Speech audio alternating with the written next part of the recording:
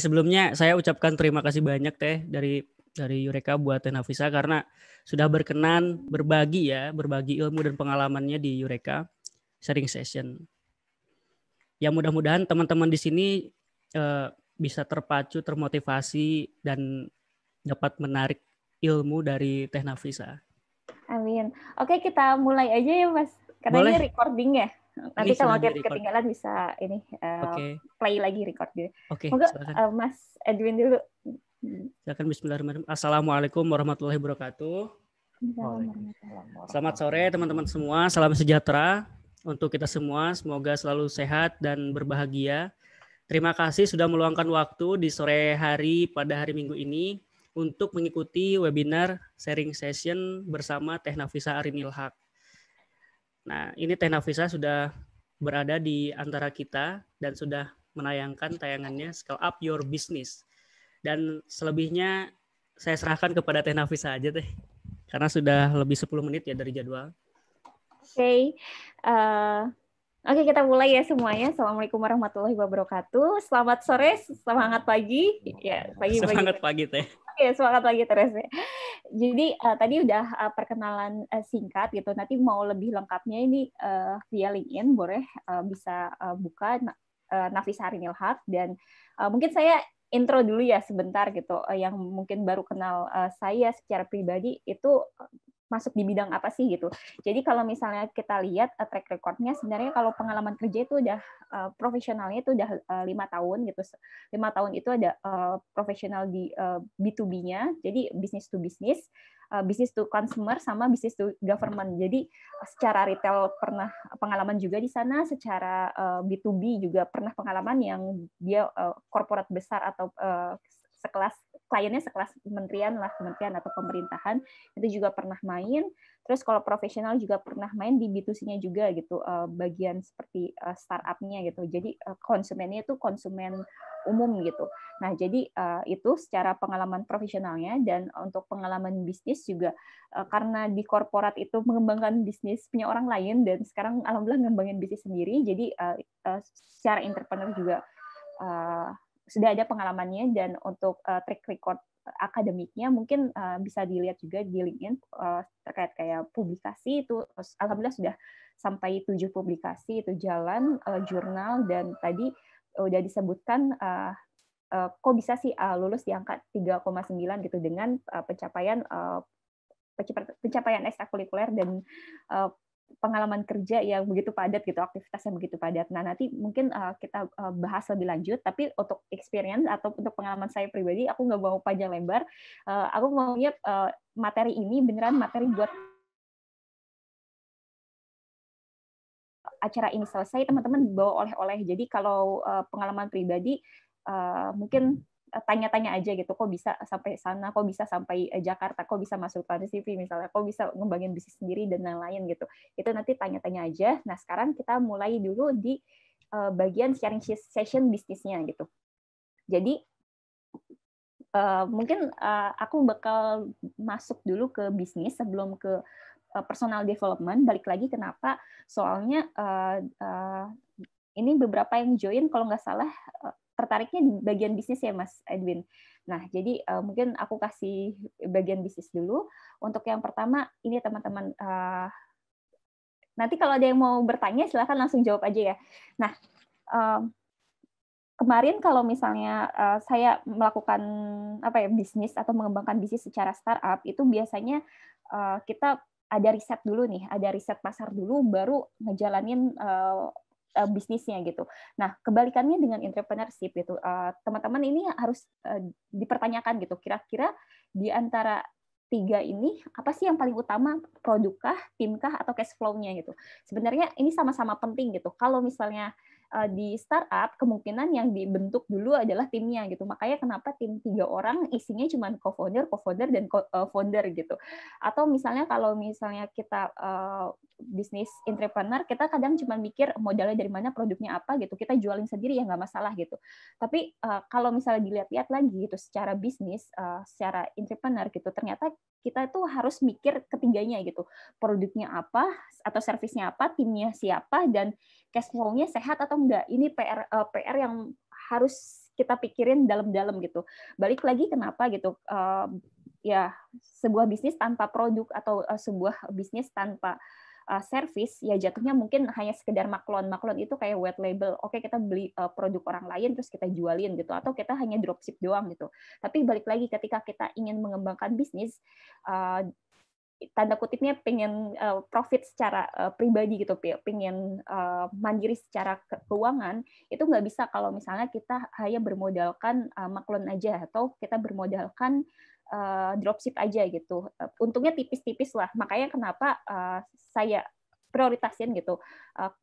Kalau kalian teman-teman ingin membuat produk atau mengembangkan bisnis, itu produk sama servisnya harus dicari dulu nih, kira-kira kamu mau jualan apa gitu, kira-kira produk asli yang kamu buat tuh apa gitu. Kalau untuk kickstart awal mungkin boleh teman-teman pakai maklon dulu gitu, teman-teman nggak usah pakai biaya produksi, teman-teman langsung ganti labelnya, ganti marketingnya, selesai gitu dijualin. Tapi balik lagi, kenapa harus ngembangin produk sendiri, balik lagi biar teman-teman ini tadi punya kekuasaan lah gitu untuk mengembangkan produknya, entah dari isiannya, entah marketingnya, entah salesnya, entah timnya, entah profitnya juga kita marginnya bisa tinggi, nggak ngerusak harga pasar kayak gitu. Jadi itu yang pertama harus teman-teman prioritasin, produk, tim sama cash flow. Jadi ini tuh barengan gitu. Tim, kenapa tim gitu? Teman-teman ingat ya, ketika sebuah produk ini berdiri atau brand ini berdiri, itu nggak bisa kita menjadi general atau misalnya menjadi apapun gitu. Jadi kalau misalnya teman-teman jadi owner, oh ternyata operasionalnya sama saya, keuangannya sama saya, marketingnya sama saya, salesnya sama saya, terus teknisinya sama saya, dan lain-lain sama saya gitu. Nah itu jatuhnya kalian bakal ngeforsir tenaga kalian gitu. Nah kalau misalnya mau mengembangkan bisnis, itu tetap gitu teman-teman harus meng-hire orang gitu. Nah hire orangnya itu adalah hire di mana kekuatannya atau potensinya itu yang nggak kalian punya gitu, atau yang teman-teman ini, aku misalnya pro-nya di bagian marketing nih, aku belum pro di bagian operasional gitu. Nah itu yang di hire gitu. Oh aku kewalahan banget bagian CS, yang itu yang di hire gitu. Nah tim ini kenapa jadi prioritas juga, karena balik lagi gitu, tim yang solid, tim yang sehat, tim yang culture-nya bagus itu akan membentuk perusahaan atau membentuk PT yang long lasting gitu. Jadi kalau misalnya teman-teman hanya bisnis rumahan, nggak ngebentuk tim nggak masalah gitu, satu orang nggak masalah, tapi bisnisnya ya segitu-segitu aja gitu, nggak bisa meluas. Tapi kalau pengen meluas lagi, mau nggak mau teman-teman harus hire tim. Nah tim yang seperti apa itu dikembalikan lagi ke teman-teman, apakah tim inti. Kalau tim inti hanya teman-teman misalnya keuangan sama teknisi operasional aja gitu, dan seterusnya itu bagian produksi itu ada supervisinya sendiri. Nah itu dibentuk sedemikian rupa. Atau misalnya kalau misalnya timnya hanya kecil, founder co-founder nggak masalah, yang penting pembagian tugasnya itu benar-benar berbeda gitu. Nah selanjutnya itu yang diprioritasin adalah cash flow. Jadi kalau dalam bisnis, kebetulan kan saya ini sekarang bisnisnya itu masuk ke retail sama properti ya. Nah, di sini teman-teman harus lihat nih, ternyata omset yang mungkin kelihatan besar, misalnya omsetnya kelihatan gede nih, kemarin aku capai 1 bulan 2M bareng-bareng bertiga, dan itu bisa jual rumah sekitar 10 gitu. Bayangin di saat corona jual satu rumah 1 bulan aja biasanya udah kayak kelimpangan banget gitu, kok bisa jual 10 gitu. Balik lagi ya tadi, kekuatan tim dan kekuatan produknya, ada keunggulannya, ada unique value-nya, ada value proposition-nya gitu. Nah, tapi balik lagi teman-teman, apakah 2M ini benar-benar profit atau enggak? Oh, ternyata ketika kita breakdown lagi di properti ini, misalnya operasionalnya aja gitu, kayak bangun rumahnya aja itu butuh ratusan juta gitu per hari gitu. Oh, kok setinggi itu gitu. Oh, ternyata bukan operasional bangunan aja, ternyata kita harus bayar tukang hariannya, kita harus bayar arsiteknya, kita harus bayar misalnya manajernya, kita harus bayar salesnya, ada komisi, atau kalau misalnya ada agen, kita harus bayar agennya dan lain sebagainya. Oh ternyata cash flow yang tinggi itu belum tentu cash flow itu sehat gitu. Nah jadi ini yang harus diprioritaskan teman-teman gitu. Apakah produk dan service teman-teman sudah ada, atau tim teman sudah ada, atau cash flow-nya sudah sehat atau belum gitu. 3 ini. Dan selanjutnya kira-kira bisnis yang baik tuh bisnis yang seperti apa sih? Ini mohon maaf banget ya kalau aku agak cepet ngobrolnya gitu. Udah lama nggak ngisi lagi. Nah, kira-kira bisnis apa sih yang sehat? Yang pertama sales, yang kedua net profit, leader, sama sistem. Jadi keempat ini yang harus kalian punya ketika kalian kickstart awal atau ketika memulai bisnis apapun. Kalau misalnya teman-teman mau memulai usahanya dari jual risoles dulu atau misalnya jual catering dulu, itu nggak masalah gitu. Yang penting kalian pegang keempat ini gitu. Empat ini maksudnya apa aja? Nah, yang pertama sales. Jadi teman-teman ingat ya, sebuah bisnis yang bagus itu adalah bisnis yang ada penjualannya, bisnis yang ada transaksinya.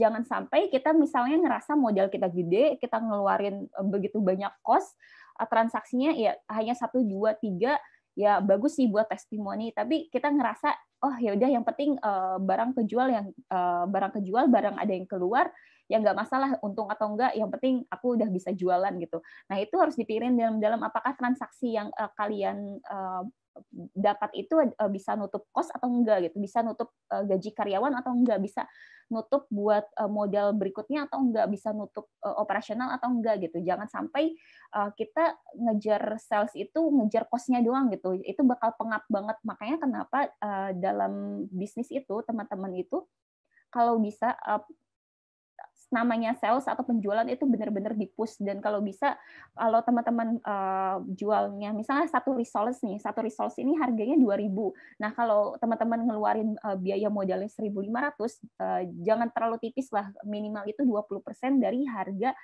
produksi atau servis. Nah, balik lagi kenapa 20%, karena di dalam 20% itu kalian ngeluarin tadi biaya untuk produksinya, terus ngeluarin untuk gaji karyawannya juga, terus untuk nyewa gedungnya dan lain-lain. Nah, makanya kenapa sales ini bagian paling penting di dalam bisnis gitu.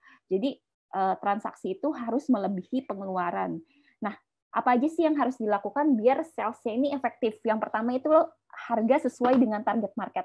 Nah, teman-teman ingat ya, ketika kalian mengeluarkan harga, mengeluarkan pricing, apakah harganya ini sudah sesuai target market atau tidak gitu? Target market kalian itu seperti apa sih? Apakah orang-orang sekolahan, ataukah ibu-ibu atau para dosen, ataukah tadi ibu-ibu RT atau ibu-ibu perumahan? Nah, itu harus di breakdown lagi. Nanti bakal ada PR di bawah.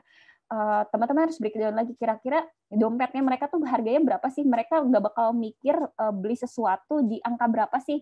Nah, kalau misalnya kita jual risoles, Rp2.000 untuk pasar ibu RT, itu mereka masih nganggep wajar. Tapi ketika kita jual risoles yang higienis, yang benar-benar healthy risoles, harganya itu 15.000 satunya, kita jual ke ibu-ibu rumah tangga, itu pasti mereka nganggepnya mahal banget. Mending buat sendiri aja daripada makan risoles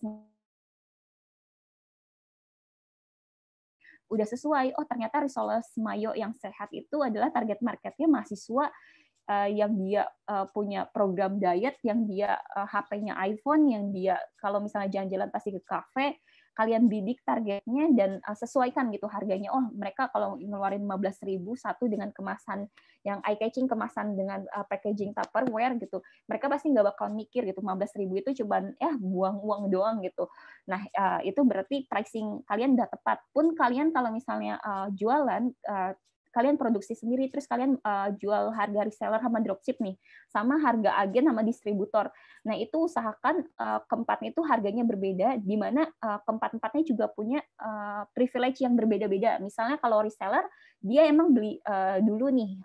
Nah, kira-kira dia dikasih harga berapa sih? Apa bedanya dengan dropship? Oh, ternyata dropship ini nggak perlu stok barang, tapi dia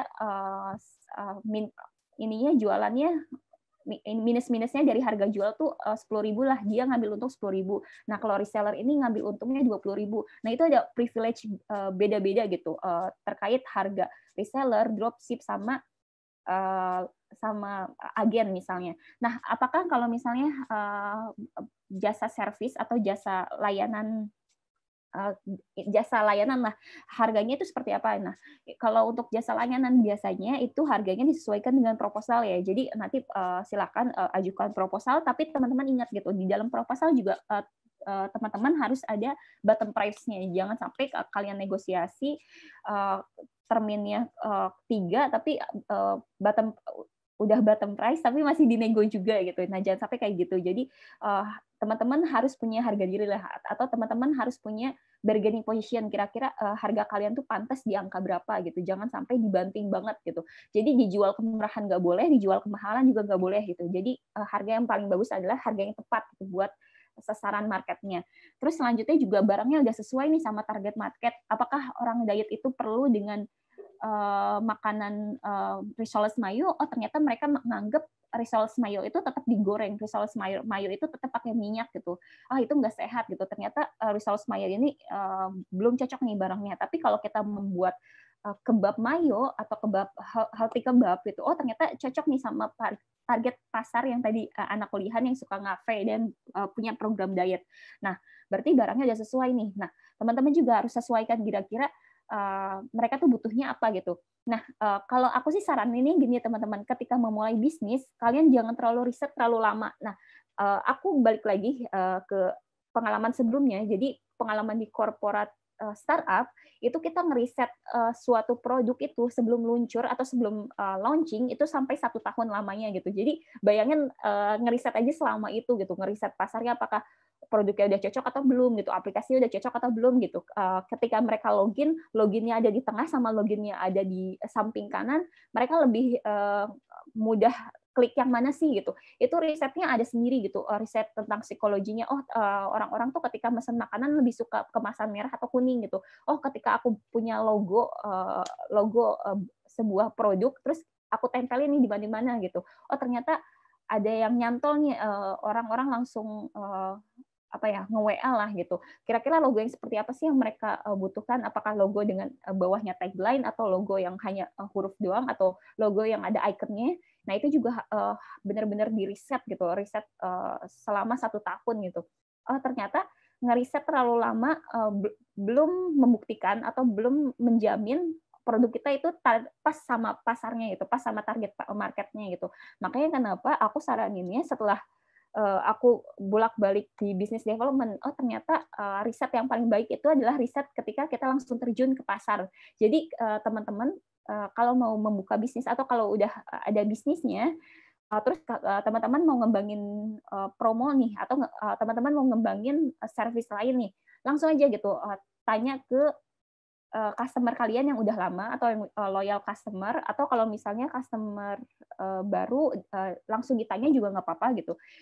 Langsung aja gitu, Bu, ini saya punya prototype gitu, teman-teman langsung bawa prototype-nya, ini saya mau jual barang ini nih atau service ini nih, segini, nanti kualitasnya kayak gini-gini, nah nanti benefit-nya teman-teman dapat ini.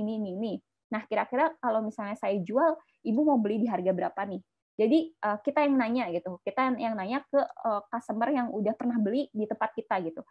Kenapa? Karena ini riset gratis dan riset yang paling efektif gitu, daripada teman-teman ngeriset blind riset gitu sampai 1.000 orang, sampai 10.000 orang. Sebenarnya nggak masalah gitu, tapi balik lagi, namanya bisnis, namanya startup, itu kita dikejar sama yang namanya timing gitu.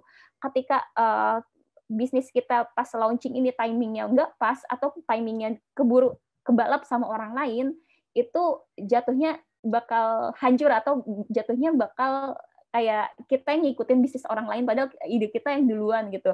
Nah, jatuhnya kayak gitu. Atau misalnya kalian lihat deh Gojek, Grab sama Uber. Kenapa Gojek bisa sampai mendunia gitu? Bisa sampai menusantara gitu, bisa sampai sebagus ini jadi top brand nomor 1 di Indonesia. Kenapa Uber bisa merger sama aplikasi lain? Kenapa udah nggak ada lagi di Indonesia? Karena balik lagi timingnya. Ternyata sebelum ada Gojek itu ada ojek-ojek online lain gitu.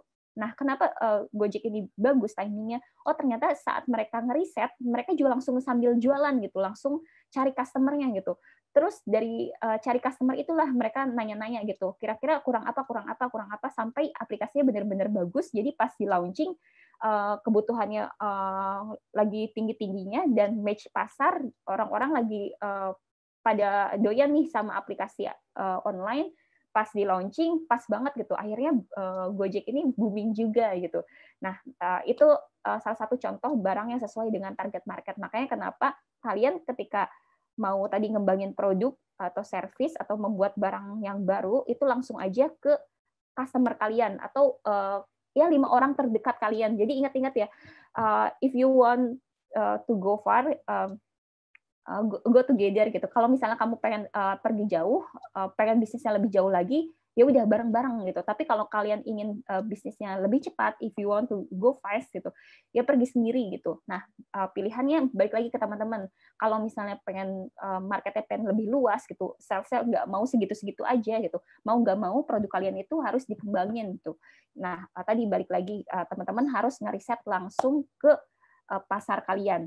Terus selanjutnya ketiga, promosi aktif. Jadi ini sebenarnya kalau misal kita breakdown ini bakal panjang banget ya, promosi aktif ini yang kayak gimana sih?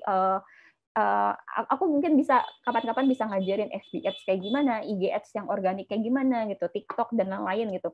Nah, satu hal yang harus kalian tahu ketika ngejalanin bisnis, kita tuh harus punya platform. Itu penting banget. Kenapa? Karena kita nggak hidup di zaman tradisional lagi ya, nggak hidup di zaman iklan baliho, nggak hidup di zaman browser lagi.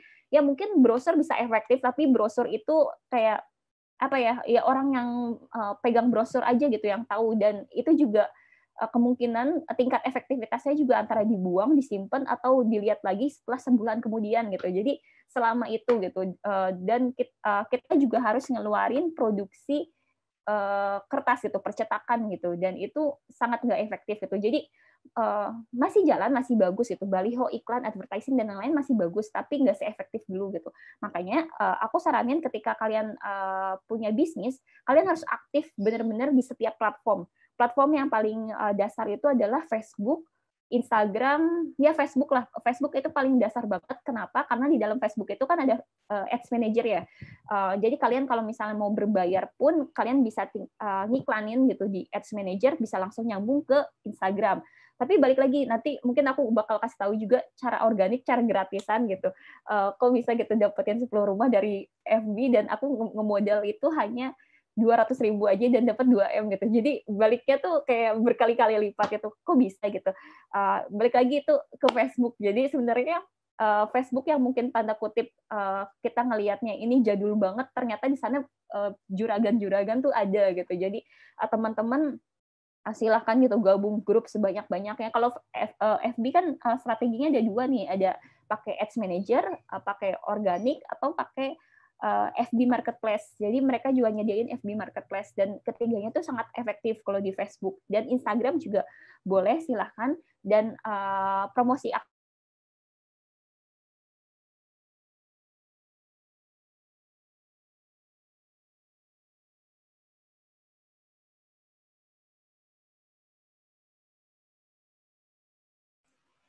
Cek kalau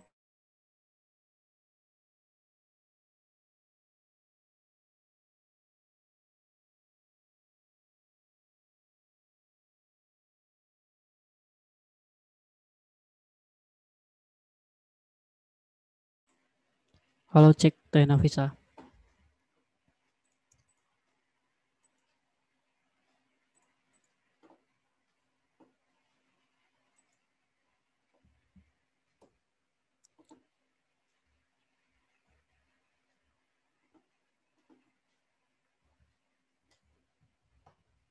Teh Nafisa keluar, saya panggil dulu.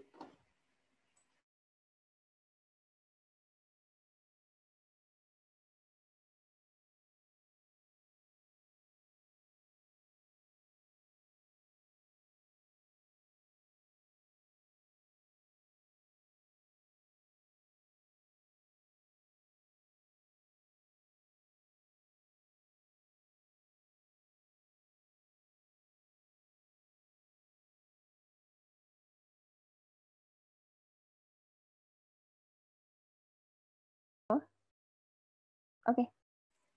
Ya Teh, silakan Teh dilanjut. Sorry. Keluar ya. Iya tadi keluar, internetnya putus. Oke. Oke, sip. Ya. Nah, aku sih saranin kalian tetap buat di beberapa platform. Balik lagi kenapa gitu? Kalau misalnya satu platform ini mati, kita punya platform yang lain. Jadi ketika dicari di Google, itu bisnis kita masih ada di atas lah, masih bisa dicari lah di search engine gitu. Balik lagi kenapa? Karena tadi kita hidup di zaman digital. Nah, misalnya kayak gini nih, kemarin masih bagus nih kalau kita ngiklanin ngiklanin di Twitter. Oh ternyata beberapa lama kemudian Twitter ini redup terus disalip dengan Instagram. Akhirnya semua orang beralih ke Instagram. Tapi kalian nyadar nggak sih sekarang nggak kayak 3 tahun lalu. Kok 3 tahun lalu ketika kita endorse itu benar-benar organik, ada transaksi masuk gitu. Ternyata sekarang kalau misalnya kita pantau lagi, ternyata transaksi masuk itu paling banyak itu via Facebook sama TikTok gitu. Jadi sekarang TikTok tuh organiknya masih kencang banget karena lagi hype lah gitu istilahnya. Nah itu teman-teman juga harus ngelihat gitu trennya, tren bisnis tuh orang-orang tuh lagi pada kumpul di mana sih. Kalau sekarang Instagram algoritmanya jadi aneh, misalnya kayak di timeline kalian sekarang sering lihatnya iklan gitu daripada postingan teman-teman kalian, dan kalian juga ngerasa endorser itu udah nggak dipercaya lah karena mereka udah nge-endorse setiap hari dan ngebuat sebuah tagline kalau misalnya atau ngebuat sebuah sentence kalau misalnya produk yang dia pakai itu benar-benar produk yang terbaik, dan itu yang bikin orang jadi antras lagi. Nah, jadi teman-teman harus ngelihat nih kira-kira promosi paling aktif itu platform yang paling aktif yang banyak orangnya itu di mana, dan di sanalah kalian harus sering-sering update gitu. Sering-sering kasih tahulah produk kalian tuh apa dan seperti apa gitu cara pakainya dan lain. Silahkan gitu kalian buat konten sendiri, copywriting sendiri. Dan aku sih saranin kalau teman-teman punya marketplace, kalau itu barangnya retail silahkan dijual di sana. Tapi kalau misalnya barangnya nggak retail, kalian cari lagi nih pasarnya nih. Kalau misalnya aku lihat nih bisnisnya, salah satu bisnis teman-teman kan ada yang bisnis B2B ya, langsung ke sekolah-sekolah. Nah, itu cari tahu nih guru-guru kira-kira kalau buka HP itu via apa sih? Oh, ternyata masih via Facebook. Berarti yang dideketin itu adalah Facebook-nya. Kira-kira mereka ngelihat Facebook tuh lihat apa sih gitu? Apakah lihat grup marketplace atau mereka terganggu dengan grup marketplace dan dia lebih banyak lihat status orang atau komentar orang atau foto-foto orang lain? Itu harus dicari tahu biar nanti ketika kita pasang iklan langsung gitu masuk ke target gitu. Jadi ketika mereka buka HP yang keluar itu iklannya kita. Nah, itu harus digencarin gitu promosi aktif. Sebenarnya promosi itu nggak harus makan budget gede ya. Jadi 100-200 ribu juga sebenarnya cukup-cukup aja, tergantung pinter-pinternya teman-teman ngeplet atau nyimpen promosinya di platform gitu. Kayak misalnya rumah kemarin, misalnya aku injek itu 200.000 hanya 1 bulan aja gitu di OLX dibanding sama Lamudi 600.000 6 bulan gitu. Oh ternyata di OLX aku dapat lead itu sampai 50 orang gitu per hari. Itu bayangin itu termasuk tinggi juga gitu, karena kalau kita ngiklan 2 juta per hari misalnya di FB belum tentu yang masuk itu 50 leads gitu. Jadi promosi ini tergantung pinter-pinternya kita gitu. Platingnya itu di mana gitu penempatannya. Terus selanjutnya sales yang baik itu adalah ketika kita menservis atau melayani customer dengan baik juga gitu.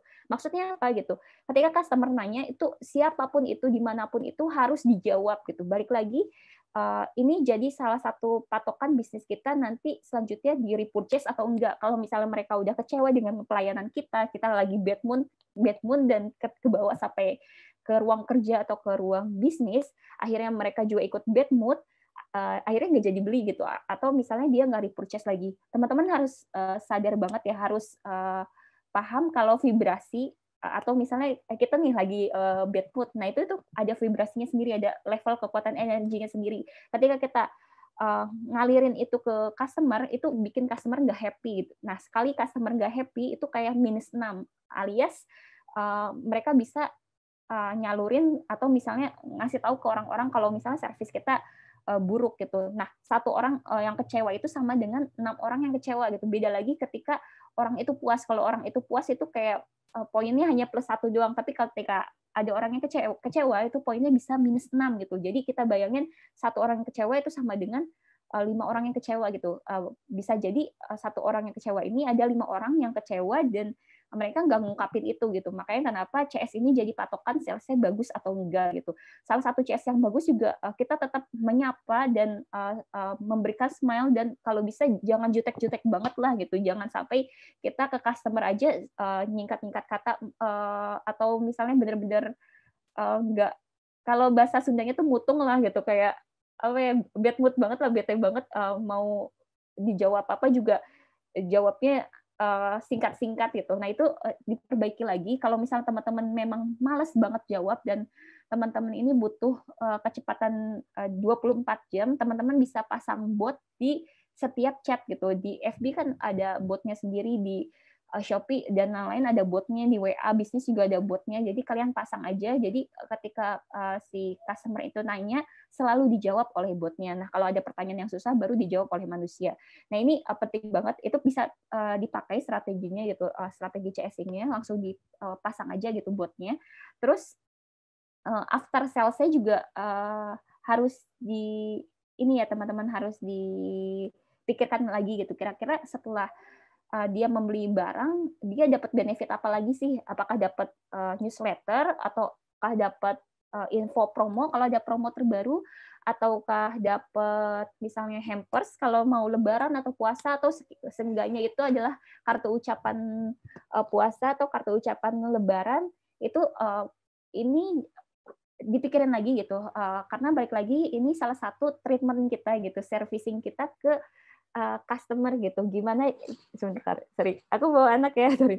Gimana cara kita nge-treat customer itu setelah customer itu membeli barang kita gitu, biar loyalty-nya atau repurchase-nya itu tinggi gitu. Jadi entah 1 minggu kemudian, entah 1 bulan kemudian, entah 2 bulan kemudian dia bakal balik lagi as a customer lagi gitu. Dia nggak bakal bosen gitu makan produk kita gitu, seperti itu.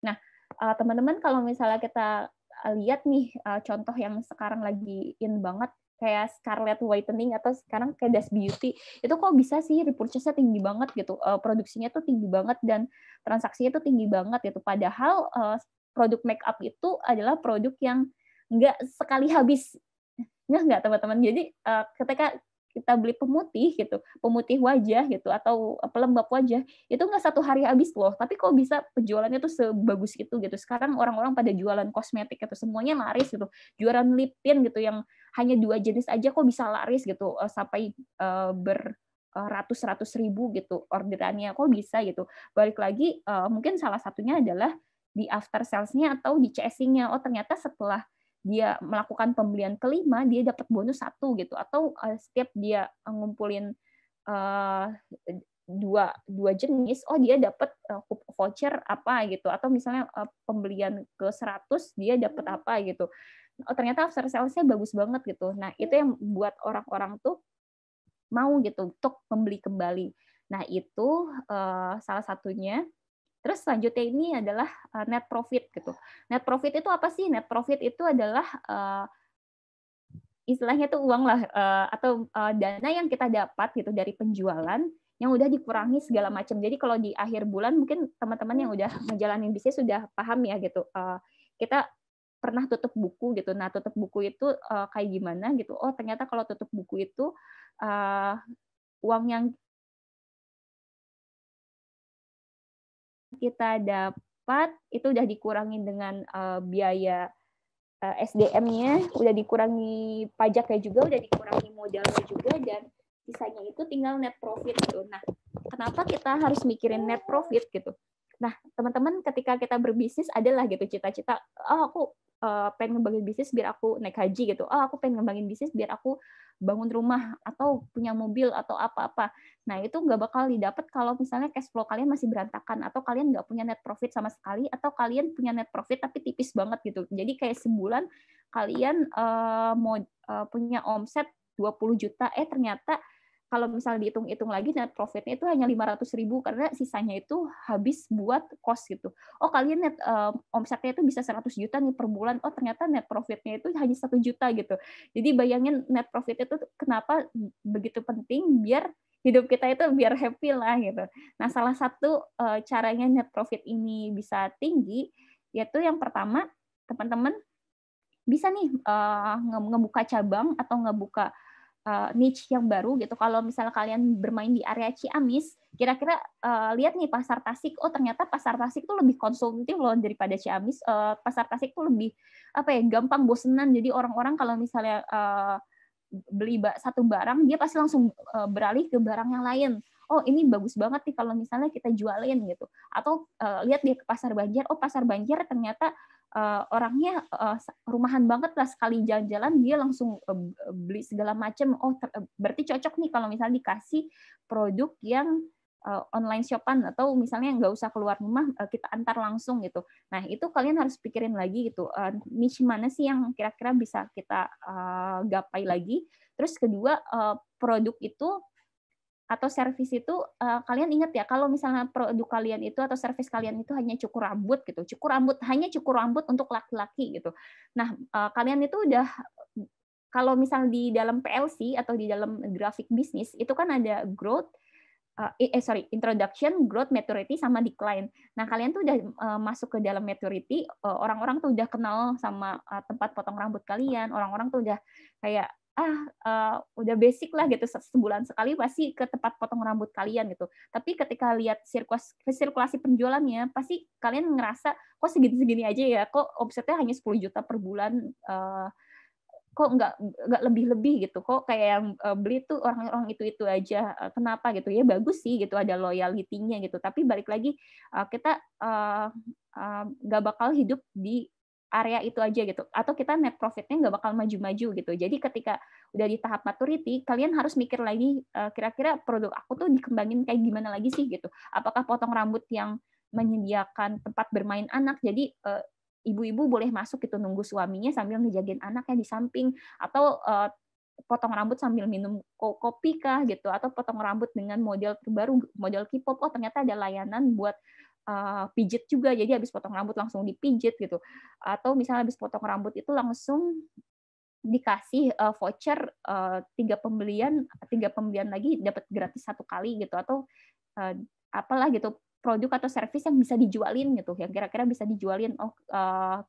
Misalnya potong rambut tadinya kan khusus untuk cowok, langsung dibuka potong rambut khusus untuk anak-anak juga. Jadi ada 2 nih produk dan servis yang dikeluarin gitu, atau yang dijual gitu.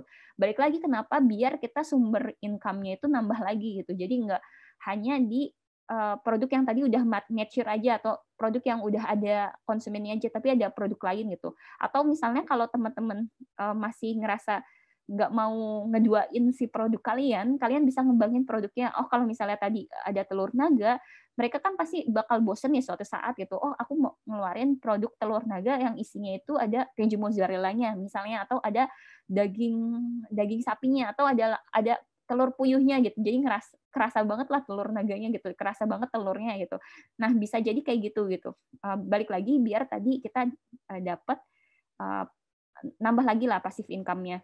Terus selanjutnya juga kita harus mendisiplinkan pembukuan gitu. Jadi yang namanya owner, walaupun kalian owner, kalian nggak bebas buat ngambil atau ngurangin atau nambah gitu aja gitu keuangan dari bisnis kalian. Jadi kalian harus benar-benar catat apapun itu pengeluaran, apapun itu pun hanya sekedar parkir gitu. Soalnya balik lagi kenapa ketika kita mentolerir satu aja gitu, hal yang kecil itu bakal berefek ke kemudian hari itu. Jadi kalau bisnis kalian udah besar, kalian ngambil 100.000, 2 juta, 3 juta, sampai 10 juta, 100 juta, kalian ngerasa, udahlah ini kan bisnis aku ini gitu, ambil aja nggak masalah. Nanti kalian bakal ngerasa kayak gitu. Dan itu habit yang sangat jelek gitu. Jadi kalau bisa didisiplinkan dari sekarang gitu. Mumpung misalnya bisnisnya belum gede-gede amat, karyawan saya masih ada 3 nih gitu. Masih ada 3, masih ada waktu atau kesempatan mendisiplinkan tadi pembukuan ini gitu. Terus selanjutnya juga memisahkan 3 tabungan ya, antara pribadi, operasional, sama net profit nih. Pribadi ya pribadi gitu, operasional ya operasional. Operasional itu kayak costing-costingan kayak karyawan, terus produk atau servis itu semuanya di satu tabungan. Nah, tapi ada juga tabungan net profit-nya. Jadi kalian bisa ngelihat nih pertumbuhan bisnis kalian tuh seberapa besar dari net profit-nya. Jangan sampai omset kalian itu kelihatan naik, tapi net profit-nya sebenarnya segitu-segitu aja gitu. Karena tadi cost-nya nambah juga gitu. Jadi sebulan Januari, Februari, Maret misalnya omsetnya 100 juta, ternyata April, Mei, Juni itu 200 juta, tapi net profit-nya tuh sama-sama 10 juta, berarti itu nggak ada kemajuan. Jadi kalian harus men-challenge diri sendiri, gimana caranya bisnis saya selanjutnya itu adalah net profit-nya yang tinggi, bukan omsetnya. Ingat ya, net profit-nya yang tinggi gitu. Kalau misalnya sekarang kalian hanya dapat net profitnya itu, atau misalnya keuntungan dari satu produk itu hanya Rp2.000 lah gitu. Gimana caranya aku ngebuat produk baru atau bisnis baru di mana keuntungannya itu 10.000 atau keuntungannya itu 100.000 malah gitu. Jadi kalian bisa ngeluncurin produk regulernya sama produk eksklusifnya. Jadi produk eksklusif itu kalau dijual net profitnya tuh bakal tinggi banget gitu. Jadi sama-sama maju lah. Nah, itu challenge kalian gitu setelah sharing session ini, gimana caranya net profitnya yang tinggi bukan omsetnya. Dan tadi clustering harga kalau bisa di atas 20% gitu. Kalau bisa sih, kalau bisa, soalnya beda-beda ya produknya. Kalau misalnya produknya benda mati, biasanya masih bisa gede gitu sampai 70%. Ada loh gitu, ada bisnis yang dia benar-benar 100% keuntungannya gitu. Tapi kalau bisnis makanan biasanya emang agak tipis gitu. Balik lagi karena tadi kita harus ngelihat pasaran harga saingan gitu. Kalau misalnya saingan ngeluarin harga 72.000, jangan sampai kita di atas 72 atau di bawah 72. Kalau bisa tipis-tipis lah di angka 70 atau 69 gitu. Jangan terlalu jauh dari harga saingan pasarnya. Biar tadi balik lagi, biar kita dapat market share-nya. Jadi kalau umpamanya kita potong kue, kita masih dapat bagian lah satu potong kue gitu dari keseluruhan kue gitu. Seperti itu. Nah, selanjutnya gimana sih kita ngebuat bisnis yang bagus? Tombak utama yang paling utama banget yang bisa ngejalanin semuanya itu adalah leader-nya. Jadi kalian lah gitu, kalian yang sebagai owner, sebagai manager atau sebagai leader atau sebagai founder atau ya macam-macam lah, ada CEO, sebutannya macam-macam. Nah, kalian as a leader, pertama kalian harus mempunyai visi yang jelas. Kira-kira bisnis kalian tuh mau diapain sih? Apakah bakal menjadi bisnis misalnya bisnis service paling terbaik sepriangan timur, atau kalian pengen masuk ke 30 Forbes, atau kalian pengen masuk ke tadi Trans TV, atau kalian pengen masuk ke IPO, atau kalian nggak usah muluk-muluk lah, yang penting setiap retail atau setiap Indomaret ada produk saya gitu, atau di setiap frozen food itu ada produk saya. Itu harus jelas ya visi si leader, karena balik lagi kalau misalnya si leader ini nggak punya visi, bisnis kalian ya tadi stagnan segitu-segitu aja gitu, nggak bakalan berkembang. Kalian kalau misalnya jualan risoles, kalian cuma punya visi, yang penting saya punya uang di dompet, yang penting aku udah bisa jualan, atau ya cuma nambah-nambah dikit lah gitu, yang penting bisa buat jajan gitu. Itu dijamin bisnis kalian ya cuma segitu-segitu aja gitu, nggak ada keinginan lah, nggak ada ambisi gitu. Nah, itu harus punya visinya, harus di breakdown. Kira-kira kalian ingin mencapai apa sih 1 tahun ke depan? Sampai bulan Desember kalian pengen capai apa? 5 tahun ke depan ingin mencapai apa? Sampai 10 tahun ke depan ingin mencapai apa gitu. Jadi bertahap gitu. Bertahap. Terus yang kedua itu leader ini bisa ambil keputusan. Jadi walaupun kalian punya karyawan, misalnya karyawannya saudara nih, atau karyawannya teman sendiri, atau karyawannya saking dekatnya kalian ngerasa nggak enakan gitu sama karyawan kalian sendiri gitu. Nah, mau nggak mau, atau karyawan kalian misalnya suami sendiri, atau ya benar-benar relasi lah, tapi mau nggak mau as a leader kalian harus ngambil keputusan setegas-tegasnya gitu, bukan sekejam-kejamnya tapi setegas-tegasnya gitu, harus jelas banget gitu. Kalau misalnya A ya A, B B gitu, karena balik lagi kalau misalnya leader ini kehilangan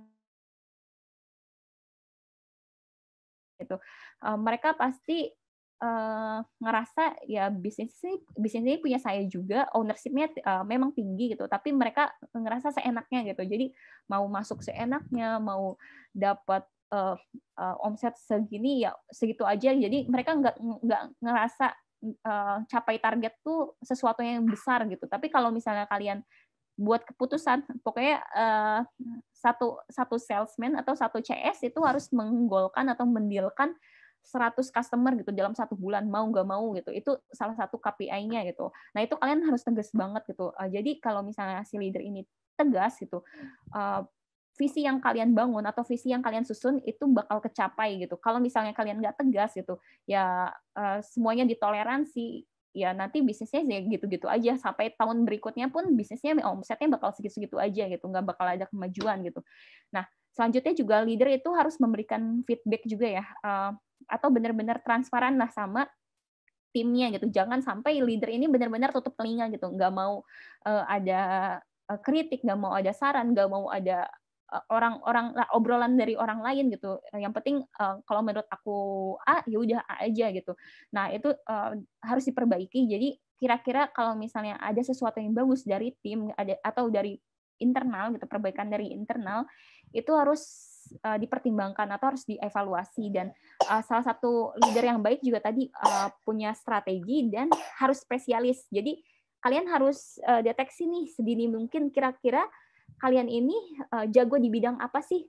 Kalau misalnya gini, startup kalian itu punya 3 orang nih. Kalian itu CEO-nya. Nah, kalian itu pengen CEO yang jago di bidang apa sih? Apakah marketing kah atau di bidang teknologi kah gitu, CTO kah atau operasional gitu. Itu harus dideteksi gitu. Kira-kira kalian pengen spesialis di bidang apa? Jadi nanti ketika kalian hire wakil ketuanya atau co-foundernya atau co-ownernya, kalian hire tadi seseorang yang potensinya tuh nggak ada di kalian gitu. Seperti itu. Terus salah satu bisnis yang bagus juga ketika kalian running itu, kalian punya sistem yang bagus juga, sistem yang rapih juga. Sistem tuh yang seperti apa, walaupun bisnis kalian rumahan, terus kalian udah berkembang jadi besar, misalnya customer kalian udah mencapai 100-an atau 100 lebih, mau nggak mau itu kalian harus bermain hitam di atas putih gitu. Balik lagi kenapa? Biar kita nggak ada tanggungan, kita juga tahu hak dan kewajiban seseorang gitu, kita tahu gitu, kita sebagai first party kah, second party kah, atau third party kah gitu, itu harus dibuat gitu. Ini kalau misalnya kalian mau membuat startup ya, atau membuat bisnis yang benar-benar gede gitu, bukan bisnis rumahan, kalian harus buat SOP-nya. Bahkan kalau bisnis rumahan, kalian susun SOP tulis tangan sendiri juga sebenarnya nggak masalah gitu. Misalnya ketika kalian buat risoles, mau nggak mau dapur kalian tuh harus bersih dulu nih. Dapur kalian tuh harus bersih dari kotoran lah. Terus sarung tangan, ketika kalian mengolah, kalian harus pakai sarung tangan dan kompornya juga harus kompor yang bersih, pancinya juga udah dicuci, terus segala macam juga udah dicuci, dan ketika di packagingnya juga tertutup, tidak ada angin yang masuk. Nah, itu juga salah satu SOP gitu, salah satu SOP. Kalau misalnya kalian ngelihat produksi telur naga, itu juga ada SOP-nya gitu, walaupun yang produksi hanya 2 orang gitu. Oh, ternyata ketika masuk ruangan itu sendal harus dicopot gitu. Ruangan juga harus suhu berapa derajat gitu. Jadi ada ininya lah, ada peraturannya gitu. Balik lagi, kalau nggak ada peraturannya tadi ya bisnisnya ya kehilangan arah gitu, atau tadi kualitasnya nggak menjamin gitu. Jadi itu terus selanjutnya itu juga KPI, sorry, KPI ini juga penting banget bagi setiap orang, bahkan bagi diri kalian sendiri gitu. Balik lagi kenapa? Biar teman-teman tadi ada target yang jelas gitu.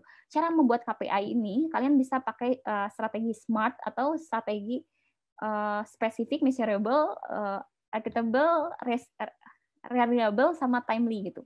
Nanti kalian bisa cari di Google kalau misalnya kurang jelas. Nah, salah satu strategi SMART ini kalian benar-benar breakdown target yang bakal kalian capai di minggu ini. Jadi kalau bisa target itu bukan 1 bulan tapi per minggu.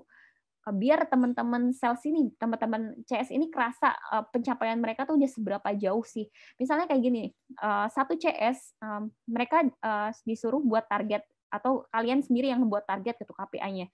Nah, cara buatnya ini misalnya Bu Rudi harus menjual laptop sebanyak 10 pieces, deadline hari Sabtu pukul 16.00 dengan kepuasan konsumen mencapai rating 5. Misalnya seperti itu. Jadi angkanya ada, angka yang harus dicapai minggu itu ada, terus deadline harinya ada, jam harinya ada, terus tadi KPI selanjutnya tadi kan rating 5. Kalau misalnya kalian mungkin kalian sampai tanda tangan kontrak, atau kalian sampai terima uang cash sebesar 20 juta dalam hari Jumat itu. Nah, itu harus dibuat sedetail itu gitu. Jangan sampai kita ngebuat target ya asal-asalan, hanya yang penting pokoknya 1 bulan ini 100 komputer kejual lah gitu, 100 laptop kejual gitu. Laptop yang kayak apa dulu nih? Kalau misalnya laptop yang murah yang kejual, itu yang net profit yang dikit, pasti nggak bakal mencapai target omset 100 juta per bulan. Oh, ternyata kalau misalnya ingin mencapai omset 100 juta per bulan, itu harus di-mix gitu penjualannya. Harus ada penjualan laptop yang standar, yang reguler, sama penjualan yang eksklusif gitu. Nah, jadi alasan kenapa KPI itu harus dibuat sedetail mungkin ya itu gitu, biar target kalian itu tercapai gitu.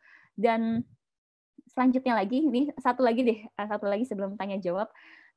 Selanjutnya itu yang paling penting gitu dalam sebuah bisnis itu adalah culture-nya. Kira-kira kalian tuh ingin membuat bisnis kalian tuh ke arah mana sih gitu? Startup kalian itu ke arah mana sih? Apakah yang benar-benar having fun? Kalau having fun itu jam kerja itu fleksibel, yang penting dalam sehari itu kalian bisa mencapai target berapa gitu, ataukah yang pengen yang benar-benar kaku atau baku banget, atau yang sesuai aturan gitu, nggak boleh bawa HP gitu, jam kerja masuk dari jam 8 sampai jam 5 gitu. Kalau misalnya mau cuti harus ada laporan dulu, kalau misalnya mau keluar harus ada laporan dulu, nggak boleh tidur selama jam kerja, jam tidur hanya boleh jam istirahat aja. Ada juga yang kayak gitu, atau misalnya WFH aja lah gitu. Aku pokoknya leadernya percaya banget sama karyawannya, kalau karyawannya bisa kerja yang penting hasilnya gitu. Ada juga yang kayak gitu gitu. Culture-nya tuh pengen dibuat seperti apa sih? Apakah yang selalu ceria kah, atau yang harus fokus kah gitu, bener-bener lihat laptop, harus lihat HP, nggak boleh kemana-mana, atau yang bener-bener tahan banting, dia bener-bener ownership-nya tinggi, dia mau kerja sampai malam pun nggak masalah, nggak dibayar gitu. Ada juga yang bener-bener telat sedikit itu harus masuk lemburan, ada yang seperti itu juga. Nah, itu teman-teman yang ngebuat gitu. Walaupun kalian bisnisnya mulai dari bisnis rumahan gitu. Kalau misalnya kalian mulai, ingat ya teman-teman, culture ini dibentuk ketika leadernya itu membentuk diri mereka sendiri gitu. Kalau misalnya leadernya memang malas, otomatis nanti culture-nya juga ikut malas gitu. Benar-benar orang-orang tuh mencontoh dari si leadernya. Kalau misalnya kalian benar-benar giat gitu, kalian masuk jam kerja jam 8 pagi, benar-benar nunjukin gitu profesionalismenya. Oh, aku mau masuk jam kerja jam 8 pagi, aku udah buka laptop, aku udah ngetik segala macam, jam 5 aku udah selesai, dan setelah jam kerja aku nggak mau diganggu lagi. Ada juga yang kayak gitu aja. Jadi kalau bisa kalian ngebentuk culture ini dari sekarang gitu, mumpung timnya misalnya masih kecil gitu. Atau misalnya setiap pagi gitu, misalnya kalau di startup itu setiap hari Senin itu ada briefing, hari Jumat itu ada pelaporan gitu. Jadi selalu kayak gitu gitu. Dan setiap jam 4 sore kita juga ada ya briefing singkat lah 5 menit gitu. Apakah ada sesuatu yang sulit atau enggak gitu, perlu dibantu atau enggak. Dan sebagai leader juga kalian harus sadar betul kira-kira karyawan tuh butuh apa sih, atau teman-teman tuh tim tuh butuh apa biar kita bisa hit target gitu. Nah, itu yang namanya culture, teamwork-nya tinggi gitu. Dan yang terakhir, salah satu bisnis yang efektif itu adalah pelaporannya atau auditnya bagus gitu. Jadi ya rapi aja lah gitu, rapi aja. Jadi setiap 1 bulan, kalau misalnya terlalu berat 1 bulan, ya 6 bulan sekali atau 1 tahun sekali gitu. Nah, itu harus ada pelaporannya. Balik lagi karena tadi teman-teman udah punya visi, kalian ingin bertahan sampai 10 tahun kemudian, 20 tahun kemudian gitu. Nah, kalian harus lihat gitu, harus mantau, harus evaluasi. Selama 1 tahun itu targetnya kecapai semua kah, atau enggak sama sekali, atau ada yang turunnya itu karena apa gitu. Oh, ternyata turunnya karena puasa, itu di bulan puasa karyawan lagi capek-capeknya dan mereka performanya turun drastis. Nah, itu harus dideteksi gitu. Oh, ternyata kalau misalnya bulan puasa, kalau karyawannya lagi capek, berarti kita harus naikin penjualan di bulan sebelum puasa gitu. Stoknya harus dinaikin di bulan sebelum puasa gitu. Nah, seperti itu kalau dari aku pribadi. Sebenarnya ada banyak sih sharing screen yang mau aku tampilin.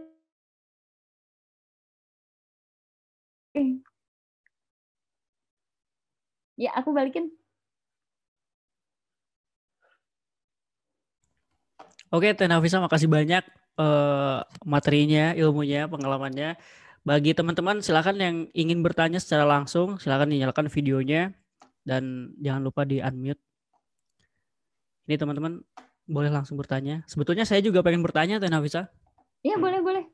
Santai aja. Tapi nanti ini ada ada. Mas Rehan dulu. Ya, silakan Mas Rehan, langsung aja bertanya. Assalamualaikum warahmatullahi wabarakatuh. Waalaikumsalam. Mohon maaf baru bisa join Kak Nafisa, soalnya tadi sempat ada trouble mati lampu. Iya, ini hujan gede banget. Iya. Saya pengen tanya Kak Nafisa. Jadi saya ini kan lagi diamanai sebagai seorang marketer ya, marketing gitu ya. Nah, ada nggak sih kayak apa yang harus dipelajari sebagai seorang marketing, apalagi di perusahaan yang baru merintis gitu?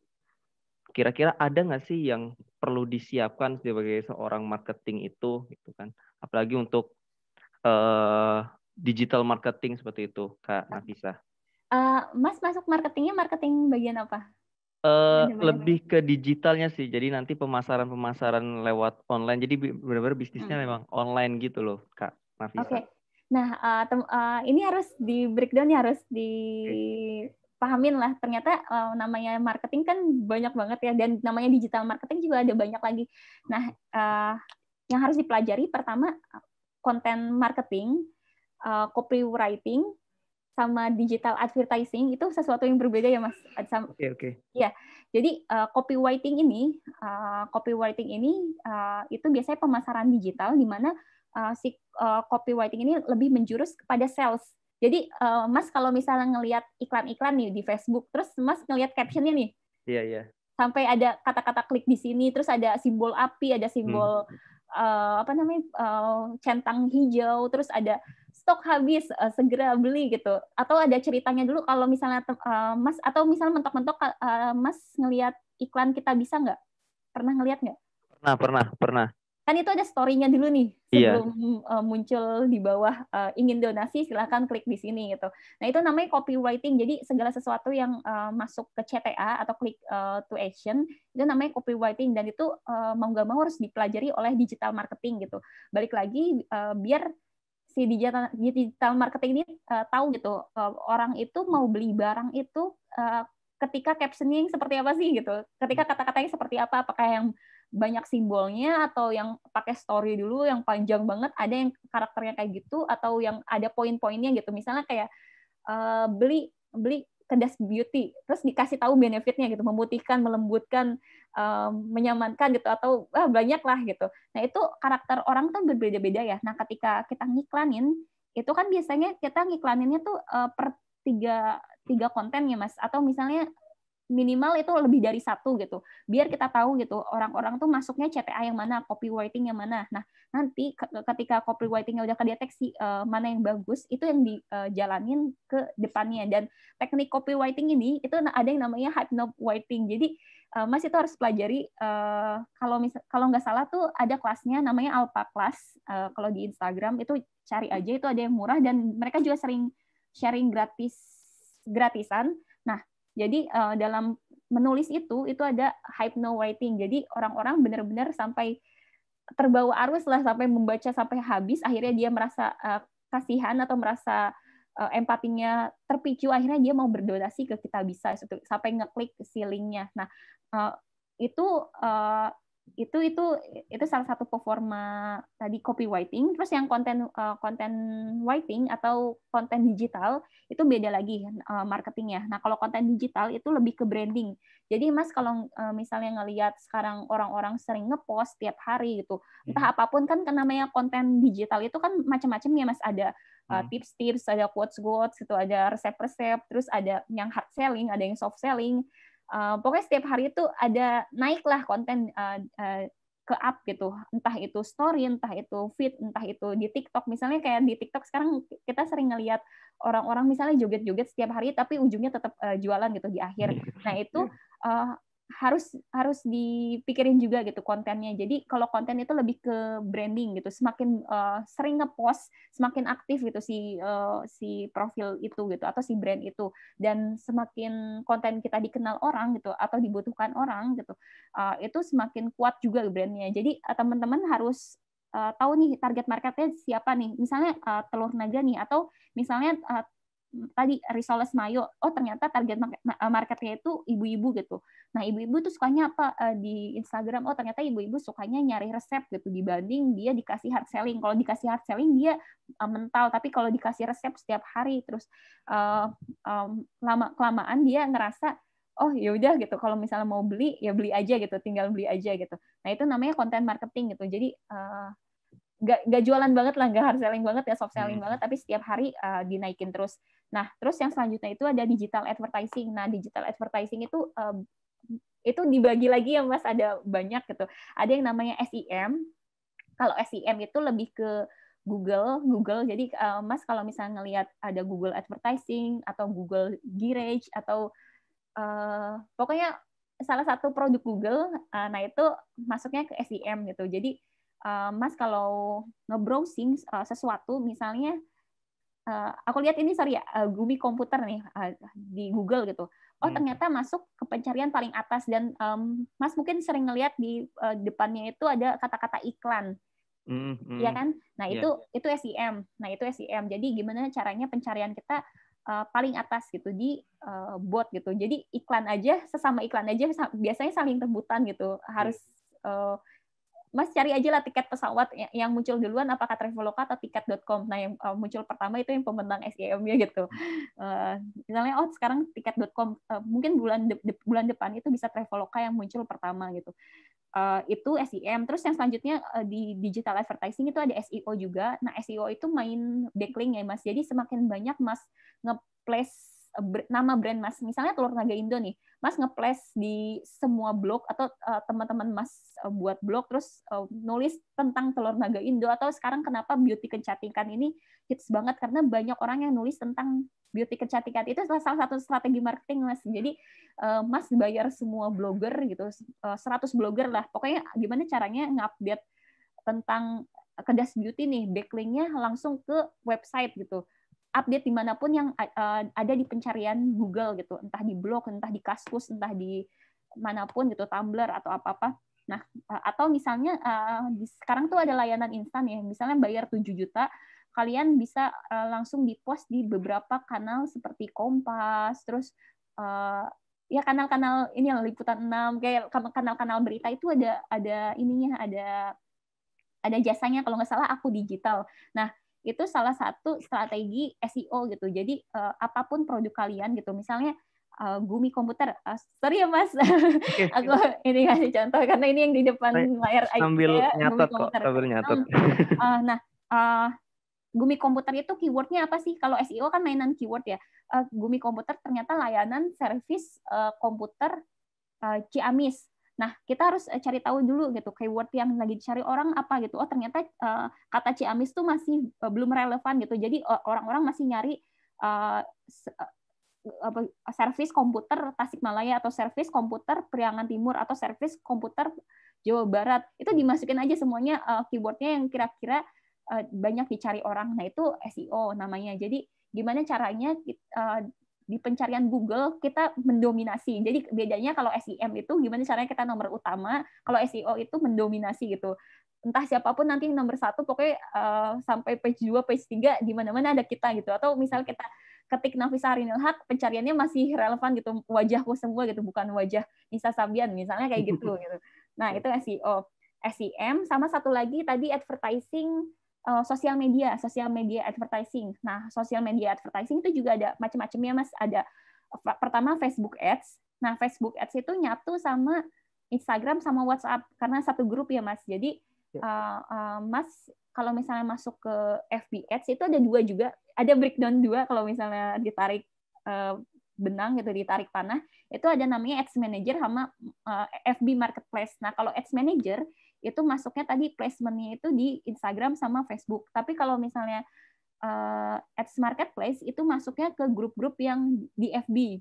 Jadi cuman boost post doang gitu, Mas. Jadi Mas kayak Telur Naga Indo kita ngeposting di setiap grup makanan kuliner, itu kan diposting ya. Nah, pencarian kita paling atas di grup itu di boosting post, jadi cuman injek dana doang lah kalau nggak salah, nggak sesulit yang Ads Manager. Kalau Ads Manager biasanya emang ada target marketnya dan lain-lain.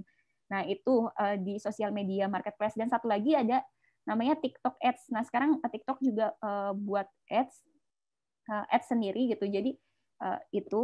Terus apalagi yang harus dipelajari digital marketing, salah satunya juga ini ya Mas, tadi selain digital ads, diulang lagi digital ads, terus digital ads, content writing, copywriting, sama copywriting ya.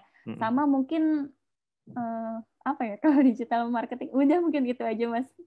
Yang paling utama itu aja sih, 3 itu.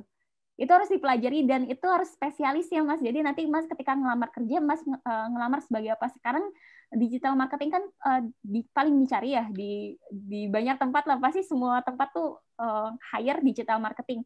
Tapi Mas kalau bisa lebih spesifik, Mas spesialis di mana itu lebih bagus sih Mas. Jadi kalau Mas ahlinya di copywriting, ya udah copywriting aja. Nah, itu beda-beda KPI ya Mas. Kalau copywriting kira-kira satu tulisannya Mas atau satu postingan iklannya Mas itu bisa membawa CTA berapa banyak. Misalnya satu postingan kita bisa gitu yang ceritanya sepanjang itu ternyata membawa 100 klik gitu dibanding Mas ngebuka jasa atau ngebuka booth di jalanan. Kalau booth di jalanan mungkin orang yang datang sehari hanya 20 orang, tapi ketika kita ngebuka iklan tadi copywriting itu bisa ngebawa 100 klik gitu. Nah, itu sih kayak ininya beda-beda gitu, KPI-nya beda-beda gitu. Kalau konten juga beda sama tadi si copywriting. Kalau copywriting kan lebih ke clicks ya, kalau konten lebih ke impression-nya. Kira-kira satu konten yang resep itu bisa nge-reach berapa orang sih? Kalau misalnya targetnya lebih dari 3.000 itu udah bagus banget. Kalau kurang dari 3.000 berarti konten kita harus dievaluasi lagi gitu. Oh, ternyata masih kurang baik atau gimana. Dan digital advertising juga beda lagi gitu KPI-nya. Kalau digital advertising lebih ke boncos atau enggaknya ya Mas. Semakin Mas ngeluarin banyak uang itu semakin rugi gitu. Jadi uang yang Mas keluarin itu harus 2 kali lipat kembali. Mas pernah ngedenger nggak Yoyo Rubiantono? Nah, mungkin Mas bisa follow Orang Bantul bukan ya? Ya orang Bantul yang jualan panci ngiklan 1M, dia dapat 2M. Jadi kalau bisa 2 kali lipat itu ketika ngiklanin sesuatu. Mas itu follow aja, bagus banget. Beliau sering share tentang FB Ads dan beliau salah satu Sultan FB lah. Jadi Mas follow aja lah. Lebih baik follow yang lebih ahli gitu. Kalau aku sih mungkin masukannya itu aja. Oke. Gimana Mas Rehan? Apakah sudah menjawab? Mantap. Perlu dipelajari lagi. Mantap. Oke, makasih banyak Teh Nafisa penjelasannya. Ini ada pertanyaan selanjutnya dari Mas Gumi Komputer, itu udah mengacungkan tangan. Silakan Mas Gumi kalau mau bertanya. Halo Irfan. Assalamualaikum warahmatullahi wabarakatuh. Waalaikumsalam warahmatullahi wabarakatuh. Ada yang ingin saya tanyakan ya. Sesuai dengan tadi materi yang sudah dipaparkan, kebetulan makanya saya mengikuti seminar online ini. Bisnis saya juga sedang mengalami stagnan di bidang pemasaran, terutama di bidang karyawan. Gitu. Jadi kan selama 1 tahun ini saya kemarin pakai karyawan untuk membantu. Karena kalau tidak kan dulu saya semua marketing, teknisi, terus seperti yang dibicarakan tadi dulu semuanya sama saya, gitu kan, sama saya. Tetapi kan emang kondisi fisik sekarang yang tidak memungkinkan, ada penurunan performa. Jadi mau gak mau setelah saya membuat formula, ternyata ini saya butuh nih karyawan, gitu kan. Nah, tapi masalahnya tuh ternyata nggak segampang yang dibayangkan gitu. Karyawan pertama ada masalahnya, itu yang pertama itu dia ketipu. Yang kedua juga beliau kecelakaan terus di perjalanan pas ambil barang, servisan segala rupa sebagai macam gitu kan ya. Nah, saya mau bertanya, untuk ekspansi bisnis saya bagaimana caranya? Emang harus pakai tim karyawan seperti itu, atau bisa lebih tinggi lagi untuk meningkatkan bisnis saya tanpa bantuan tim atau karyawan? Dan apabila tetap harus mentok pakai karyawan, bagaimana kriteria untuk meng-hire karyawan yang baik gitu. Terima kasih. Terima kasih. Sebenarnya kalau balik lagi ke bisnis, aku udah tahu nih bisnis ya, Mas Irfan tuh udah keren banget, udah luas banget, dan percayalah gitu sama bisnisnya.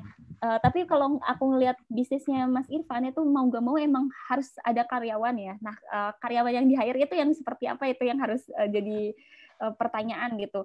Dalam rekrut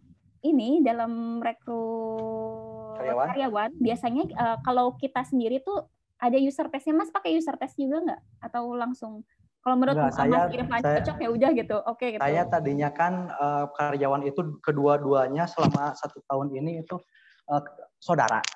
Saudara itu tadinya kan untuk berniat untuk membantu perekonomian sesama lah ke saudara, tetapi ya antara keduanya itu dalam setahun ini ya ada masalah, malah misalkan mohon maaf ya ada jadi kesenggangan lah antara keluarga kayak gitu jadinya jatuhnya. Jadi ya saya mau minta solusi ke depannya kalau misalkan harus hire karyawan lagi harus bagaimana begitu. Ya, kalau sekarang sih perusahaan kalau ada 2 relasi sebenarnya udah nggak masalah. Tapi gini Mas, yang namanya bisnis, apalagi bisnisnya misalnya belum banyak lah, belum ada 100 karyawan, kalau bisa memang nggak ada relasi, itu benar-benar orang baru, orang lain, orang asing, orang yang dimana dia yang punya potensi, kita hire tuh karena potensinya dia, bukan karena kasihan atau bukan karena kita pengen ngayomin.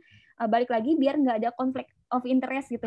Jadi nggak ada, ya itulah saling nggak enakan gitu. Itu penting banget Mas. Soalnya kenapa kalau misalnya kita udah profesional, kita belum tahu nih saudara kita ini profesional atau enggak gitu. Profesionalismenya tinggi atau enggak gitu. Ownership-nya tinggi atau enggak.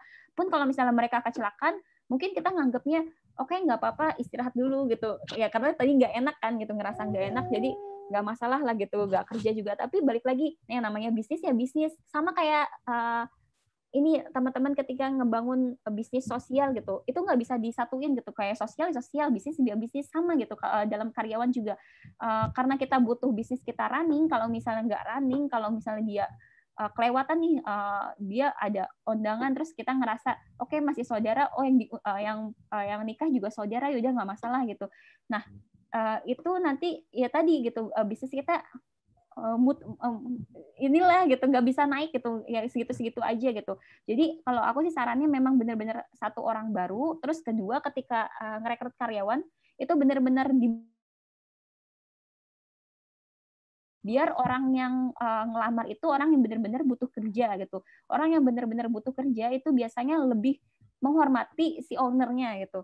Soalnya balik lagi kalau misalnya sama saudara, kita bargaining position-nya tuh jadi nggak ada Mas. Jadi kayak kita mau tegas pun pasti diobrolin gitu. Kita mau leha-leha pun ya sama-sama diobrolin, itu ownerkunya juga nyantai gitu, nggak kerja dan lain-lain.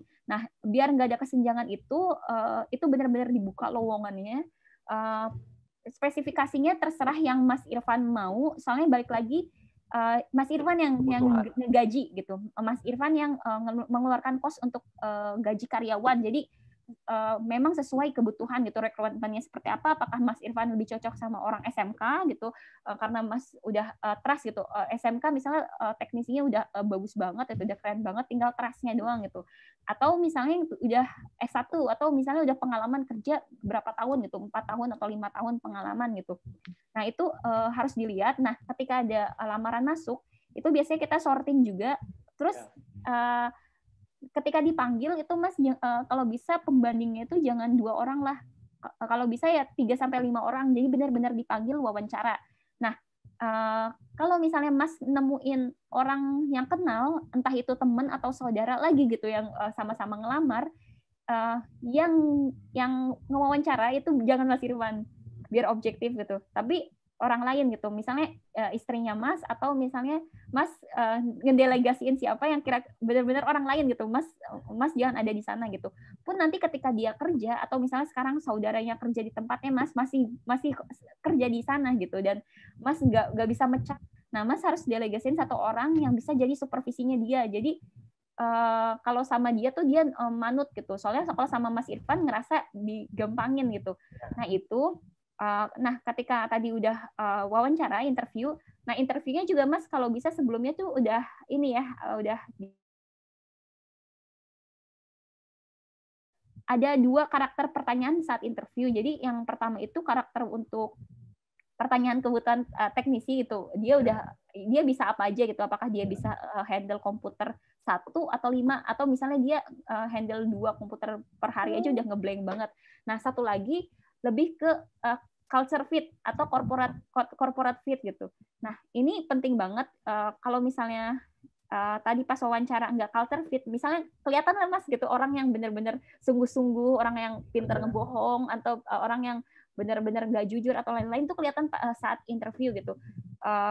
Apakah ini orangnya tuh apa ya, kalau misalnya kita ngasih laptop ke orang ini terus sampein ke customer, kira-kira hilang di tengah jalan nggak sama orang ini, kerasa banget gitu, itu vibrasinya kerasa banget. Jadi setelah interviewnya selesai, barulah masuk ke user test gitu. Jadi mereka nggak digaji lah gitu. Misalnya mereka suruh antar barang ini, kalau misalnya sampai ke tujuan, berarti kalian udah lulus user testnya gitu. Atau misalnya kalau CS ya, lebih ke penjualan, mereka suruh dites nge-closingin satu dalam 1 minggu berhasil atau enggak gitu. Yang berhasil yang kita panggil lagi gitu.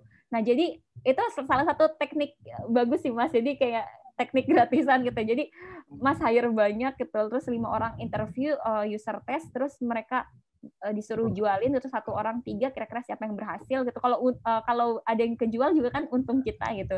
Alhamdulillah. Nah, itu salah satu tekniknya juga. Dan nanti setelah masuk kerja, kalau aku sih saraninnya Mas jangan langsung hire as a full time. Soalnya kita nggak tahu nih 3 bulan ke depan, 1 bulan ke depan dia performanya kayak gimana gitu. Kalau dari aku pribadi ketika ngebuat tim itu selalu pakai masa probation gitu. Jadi selalu 1 bulan masa percobaan dulu. Masa percobaan dulu. Jadi 1 bulan itu kita lihat dulu apakah memenuhi target atau enggak. Jadi kita kasih kontrak, tetap kita kasih kontrak itu 1 bulan ini kontraknya segini. Mungkin kalau misalnya mau nego lagi, dinaikin lagi gajinya setelah masa probation gitu, kita lihat apakah targetnya sesuai atau enggak gitu. Kalau misalnya targetnya sesuai, tinggal dinego lagi gitu, dari Mas Irfan mau sesuai kontrak atau enggak gitu. Kalau misalnya nggak sesuai, pilihannya juga di Mas Irfan gitu, apakah mau diputus gitu aja atau cari yang baru, atau tadi yang probation ada 2 orang gitu, atau tadi harga rate salarinya itu diturunin atau seharga yang kita tawarkan di awal, jadi nggak ada kenaikan salari gitu, nggak ada kenaikan gaji lagi gitu, kayak gitu kalau dari aku pribadi. Jadi kita juga jangan spontan, jangan terlalu latah lah istilahnya, jangan terlalu latah ketika nerima karyawan, ya udah kerja langsung aja, yang penting kita gaji karyawan, terus mereka juga ngerasa butuh kerja juga, tapi kita nggak nge-push mereka gitu.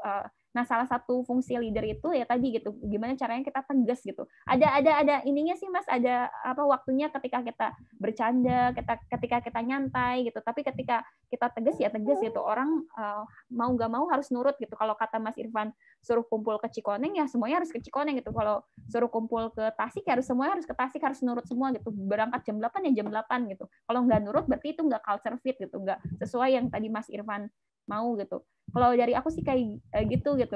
Biar ini kesaring sih Mas, orang yang benar-benar sungguh-sungguh mau jalan bareng gitu, atau yang enggak gitu. Mas juga bisa belak-belakan nih sama karyawan Mas. Aku tuh punya visi ini 1 tahun kemudian atau 2 tahun kemudian aku buka cabang di Banjar sama di Garut gitu. Dan itu harus kecapai gitu. Kalau misalnya penjualan segini aja, kita nggak bisa buka cabang gitu. Nah, itu kasih tahu aja ke karyawan. Jadi mau nggak mau 1 bulan ini omsetnya harus segini gitu. Jadi mereka ada trigger lah gitu.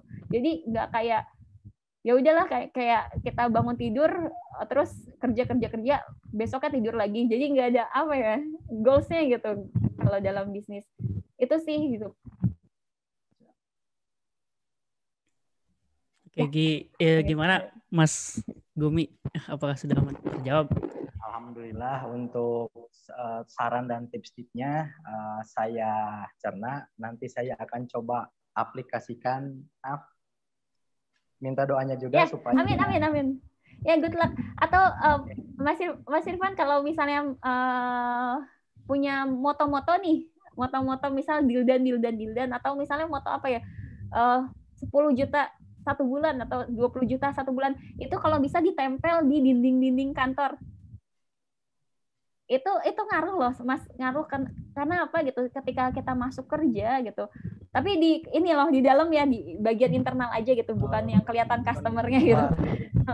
Bagian internal aja, ketika mereka masuk kerja mereka tuh terngiang-ngiang lah, itu ngaruh banget Mas. Jadi kayak masuk ke bawah sadar dan akhirnya kecapai juga gitu. Dan ingat ya Mas Irfan, ketika kita nge-set target kalau bisa 10 kali lipatnya, atau misalnya Mas Irfan ini omsetnya misalnya 1 bulan itu 10 juta, tapi kita ngasih tahu ke karyawan itu harus 20 juta. Jadi kalau misalnya nggak kecapai 20 juta tapi kecapai 15 juta masih untung 5 juta gitu. Jadi kalau buat target mungkin jangan dipas-pasan gitu. Dipas-pasin itu harus kasih tahu ke karyawannya biar tadi karyawannya ada triggernya gitu. Ada semangatnya lah gitu. Oke. Mantap banget ya Nafisa, penjelasannya luar biasa. Semoga bermanfaat Mas Gumi. Ya. Semoga bisa diaplikasikan. Amin. Siap. Yes. Barangkali ada yang ingin bertanya lagi dari teman-teman semua. Kalau nggak ada nanti saya yang bertanya sih. Silakan teman-teman. Saya kasih kesempatan untuk bertanya. Salam. Teh, kalau nggak ada saya yang bertanya Teh, nggak apa-apa Teh? Ya boleh. Terkait ini Teh, yang pertama tuh untuk landing page. Menurut Teteh landing page itu harus ke website kah atau cukup ke Instagram atau sama Facebook? Itu yang pertama. Terus yang kedua itu ketika usaha kita mulai jalan nih, usaha kita itu usaha yang mungkin udah berjalan usahanya, udah berjalan ada pasarnya juga, tetapi belum resmi terbentuk badan usahanya Teh. Itu kira-kira penting nggak sampai kita membentuk badan usaha secara resmi? Itu Teh. Jadi yang pertama lebih ke landing page itu apakah harus website atau cukup di Facebook atau Instagram? Terus yang kedua, penting nggak membentuk badan usaha yang resmi ketika usaha kita mulai jalan? Itu. Terima kasih Teh. Kalau landing page kayaknya terpisah deh Mas. Jadi kalau landing page aja. Jadi gini Mas, ketika kita ngiklan, itu pilihannya ada dua macam, apakah tadi masuk website atau landing page. Nah, biasanya kalau di dalam landing page itu lebih ke transaksi putus gitu loh Mas. Jadi gimana ya kalau aku cerita agak susah. Nih misalnya kita bisa ya, kalau kita bisa ketika kita ngeklik itu masuknya ke website. Ada yang masuk ke website. Nah, kalau ketika masuk ke website biasanya kita harus milih-milih dulu gitu. Oh, donasi apa ya gitu. Ada macam-macam lah menunya gitu. Nah, tapi kalau landing page biasanya itu udah apa ya, kayak satu story, satu iklan ya satu landing page. Jadi Mas misalnya di Kita Bisa itu ada donasi untuk Palestina. Mereka iklanin tuh di FB dan mereka ada CTA-nya, klik di sini untuk donasi. Nah, ketika mereka ngeklik itu masuk ke landing page kita. Nah, landing page-nya itu adalah khusus untuk Palestina. Jadi nggak ada donasi-donasi lain. Oh iya. Nah kayak gitu. Nah, jadi kalau aku sih landing page itu bagusnya kalau di iklan itu tadi single story gitu. Jadi mereka ketika baca story di page 1, page 2, page 3 di landing page, di akhirnya itu langsung ke transaksi atau langsung ke tadi donasi gitu. Kalau dari aku pribadi. Nah, kalau buat kalau buat bisnis yang baru jalan, apakah harus landing page, web? Kalau konteksnya beda ya, bukan buat iklan. Kalau aku sih saranin ya yang penting bisa dicari di Google. Kalau misalnya nggak bisa dicari di Google, kayak misalnya kalian membuat landing page-nya di Tumblr, itu kan nggak kedeteksi ya. Tapi kalau kalian ngebuat landing page-nya itu via WordPress yang single appearance aja gitu atau single muka aja, satu muka aja, itu kedeteksi di Google ya nggak masalah gitu.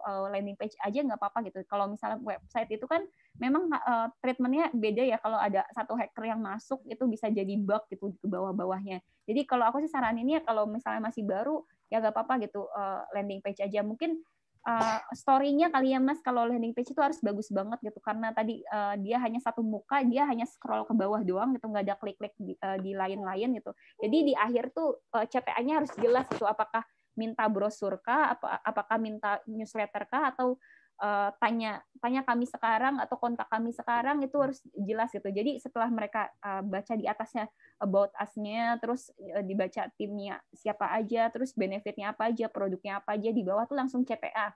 Pokoknya karakter landing page itu kayak gitu, di bawah itu harus CTA gitu. Kalau misalnya websitenya belum buat, tapi kalau teman-teman punya kendali atau misalnya punya modal buat website, ya tetap bagusan website sih sebenarnya gitu. Kayak gitu. Itu yang nomor 1. Terus yang nomor 2, terkait legalitas itu penting banget ya, walaupun misalnya sekarang keluar negeri itu kan belum ada legalitasnya, tapi kalau bisnis-bisnis yang lain atau bisnis yang pernah saya masukin itu semuanya udah PP, udah ada potong pajaknya dan lain-lainnya. Sebenarnya biar aman aja sih Mas. Jadi ketika hak paten atau hak paten brandnya, terus terkait izin edarnya juga, BPOM-nya, terus halalnya, terus terkait keamanan, pokoknya lebih ke keamanan sih Mas. Jadi kayak produk kita mau merajalela ke seluruh Indonesia pun nggak masalah gitu, karena udah ada izin edarnya sama halalnya gitu, udah ada PRT-nya gitu. Atau misalnya kita mau buka cabang juga, ya kita udah ada izin usahanya gitu. Tapi kalau misalnya kita nggak ada legalitas sama sekali, kayak ya sekarang kan orang-orang banyak banget yang buka startup-startupan, dan kalau misalnya kita lihat di LinkedIn semuanya pada pakai title founder, co-founder gitu, CEO, kok banyak banget CEO gitu, kayak tiap orang tuh title-nya CEO, tapi pas dilihat background-nya oh baru lulus kuliah dan baru buat startup. Terus ya harus ditanyakan gitu, apakah startup itu yang mereka artikan itu mereka hanya buat Instagram udah termasuk startup kah, atau buat gerakan udah masuk startup kah, atau yang udah buat produk langsung gitu udah startup kah, atau yang udah ada transaksi yang startup kah. Itu yang sebenarnya aku tanda tanya gitu ke anak muda sekarang gitu. Sebenarnya kalian tuh mau bikin apa sih gitu. Jadi harus jelas dulu ya Mas. Jadi nanti ketika legalitas itu semuanya udah jelas gitu, timnya udah ada. Biasanya kan yang buat legalitas kan udah di luar UMKM ya Mas, atau transaksi lebih dari 400 juta ya kalau sesuai undang-undang. Nah, itu minimal udah buat PT lah. Nah, transaksi di atas 400 juta udah kelihatan dong transaksinya seberapa banyak gitu, seberapa banyak produksinya, seberapa banyak customer-nya, seberapa banyak dia punya karyawannya, terus di mana gedungnya, itu biasanya gedungnya terpisah sama rumahnya sendiri. Nah, itu kelihatan banget gitu. Nah, itu yang dinamakan pure business ya. Yang menurutku pure business itu adalah dia yang udah punya legalitas sama yang udah punya transaksi banyak atau net profit yang tinggi gitu. Net profit yang tinggi itu salah satu tanda bahwa omsetnya juga gede gitu, atau omsetnya itu sehat gitu, atau cash flow-nya sehat, di mana cost-nya itu enggak lebih tinggi daripada pendapatannya. Nah, kayak gitu sih. Jadi sekarang mungkin harus jadi tanda tanya besar ya ketika anak-anak muda membuat startup. Kalian tuh mau buat startup tuh untuk apa gitu? Apakah untuk sosial kah? Soalnya beda-beda Mas. Ada startup yang dia mengejar lomba-lomba dan hanya dapat dari investor aja gitu. Ada yang dia mengejar invest aja gitu. Jadi ketika investnya habis, injekannya habis, ya udah startupnya juga ikut mati gitu. Ada yang kayak gitu. Ada yang benar-benar dari transaksi. Jadi kalau misalnya via investor biasanya mainannya kenceng-kencengan user. Jadi seberapa banyak akuisisi usernya gitu. Jadi nggak masalah dia nggak ada transaksi, yang penting banyak user yang akses aplikasinya dia gitu. Ada yang kayak gitu. Jadi ketika usernya udah gede, dia langsung jualan gitu. Layanannya langsung berbayar. Ada juga yang kayak gitu. Jadi itu sih yang harus dipertanyakan banget gitu ke diri teman-teman masing-masing gitu, yang menamai sebagai co-founder gitu. Soalnya sekarang tuh kayak kita tuh nggak bisa nyortir banget, kita nggak bisa nyaring sebenarnya tuh yang beneran startup tuh yang mana gitu.